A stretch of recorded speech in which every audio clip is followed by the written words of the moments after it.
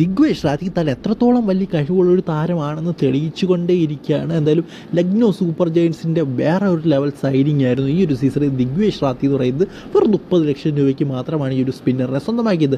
വിവാദങ്ങളിൽ കുറേയധികം ഏർപ്പെട്ടു, മോശം സ്വഭാവം, മോശം സെലിബ്രേഷൻ എന്നൊക്കെ പറഞ്ഞുകൊണ്ട് ധാരാളം ഫൈനുകളും മറ്റു രീതിയിലൊക്കെ പ്രശ്നം ഉണ്ടാക്കിയെങ്കിൽ പോലും അതിൻ്റെ കോൺഫിഡൻസ് ലെവൽ എന്ന് പറയുന്നത് അത് വളരെ ഇമ്പോർട്ടൻ്റ് ആണ് ഒരു വ്യക്തിയെ സംബന്ധിച്ചിടത്തോളം.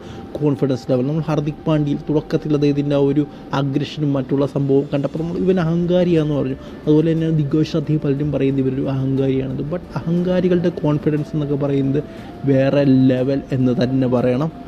അതായത് ഇന്ന് നടന്നൊരു ലോക്കൽ ലീഗ്, കറക്റ്റ് ചെയ്ത് ലീഗ എന്നൊന്നും അറിയില്ല, ബട്ട് ദിഗ്വേഷ് റാത്തിയൊക്കെ കളിക്കണമെങ്കിൽ അത്യാവശ്യം നല്ലൊരു ലീഗ് തന്നെയായിരിക്കും. ആ ഒരു ലീഗിൽ 5 ബോളിൽ 5 വിക്കറ്റ് എടുത്തിരിക്കുകയാണ് ദിഗ്വേഷ് റാത്തി. അതായത് ഒരു ബോളോട് ഉണ്ടായിരുന്നെങ്കിൽ അദ്ദേഹം വീണ്ടും വിക്കറ്റ് എടുത്തേനെയായിരുന്നു. ബട്ട് ആ ഒരു 5 വിക്കറ്റ് കഴിഞ്ഞതോടെ ആ ഒരു ടീം ഓൾ ഔട്ട് ആവുകയായിരുന്നു. അതായത് 5 വിക്കറ്റ് ആ ഒരു ടീമിൻ്റെ, ബാറ്റ് ചെയ്തുകൊണ്ടിരിക്കുന്ന ടീമിൻ്റെ പോയി കഴിഞ്ഞാണ് അദ്ദേഹം ഓവർ ചെയ്യാനെത്തുന്നത്. ആ ഒരു 5 ബോളിൽ 5 വിക്കറ്റായി എന്ന് തന്നെ പറയണം. സോ ഒരു മാജിക്കൽ സ്പെൽ ദിഗ്വേഷ് റാത്തിയുടെ ഭാഗത്ത് നിന്ന് എന്ന് തന്നെ പറയണം. വിവാദം, ഫെയിം എല്ലാം കൂടി ഒരുമിച്ച് കിട്ടുന്നൊരു വർഷമാണ് ദിഗ്വേഷ് റാത്തിക്ക് 2025 എന്ന് പറയുന്നത്. സോ നിങ്ങളുടെ അഭിപ്രായം ഒന്ന് കമൻറ്റ് ബോക്സിൽ